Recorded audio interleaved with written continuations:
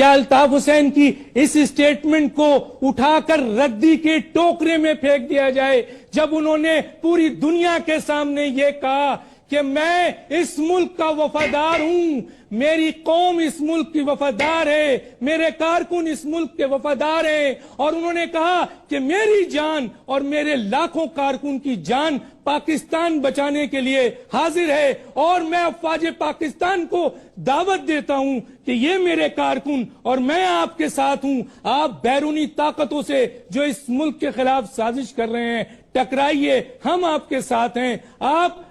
پاکستان کے لیے ہماری اور ہمارے کارکنوں کی قربانیاں لیں۔ تمام تر آپس کے اختلافات اور ناراضگیوں کے باوجود